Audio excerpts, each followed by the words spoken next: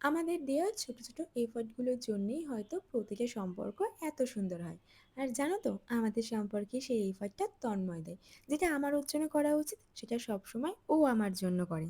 তোমাদের হয়তো মনে নেই, আমি অনেকদিন আগে একটা ব্লগ পোস্ট করেছিলাম যেখানে প্রথমবার আমি তন্ময়দের ওখানে গেছিলাম দেখা করতে।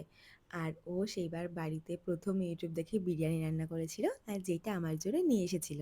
আজও কিছুটা অমনই ঘটেছে, কিন্তু বাড়িতে আজকে আমার একটু দরকার ছিল বলে আমি আর ওদের ওখানে যেতে পারিনি। তাই বলে কি আমার বিরিয়ানি খাওয়া হবে না? ও সারাদিন রান্না বান্না করে আবার 2 ঘন্টা জার্নি করে বিকেলে এসেছে আমাকে এই খাবার দিতে। আর মদনপুরে আমাদের একটু দরকার ছিল, অনেক দিন ধরে আসবো আসবো করছিলাম, বাট আশাই হচ্ছিল না। তাই আজকে ভাবলাম ওখানে যাই, একেবারে দরকারটা মিটিয়ে আসি। ও কিন্তু আমার জন্য শুধু বিরিয়ানি আনেনি, তার সাথে নিয়ে এসেছিল চিকেন কষা। আমি যেভাবে পছন্দ করি আর যেই পিসগুলো পছন্দ করি সেগুলোই নিয়ে এসেছিল। বাট এত কিছুর মাঝে বেচারা টাইম পাইনি নিজে একটু রেডি হয়ে আসবে। তাড়াহুড়ো করে বাড়ি পরা জামা প্যান্ট জুতো সবকিছু পরেই চলে এসেছিল। জানি না কখনো আমি ওর জন্য এই জিনিসগুলো করতে পারবো কিনা। আমার তো সকালে ঘুমই ভাঙে না যে ঘুম থেকে উঠে সুন্দর সুন্দর রান্না করে নিয়ে যাব।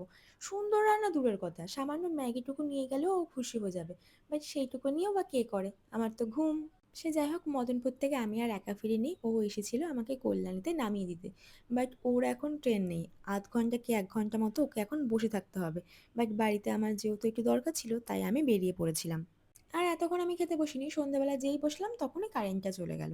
বাট সত্যি বলতে বিরিয়ানিটা দারুণ হয়েছে, প্রথমবারের তুলনায় অনেক অনেক অনেক ভালো। আমি তো বলছিলাম এবার থেকে তুমি আমাকে রান্না করে খাওয়াবা, আমি আর কোনোদিনও বিরিয়ানি করছি না।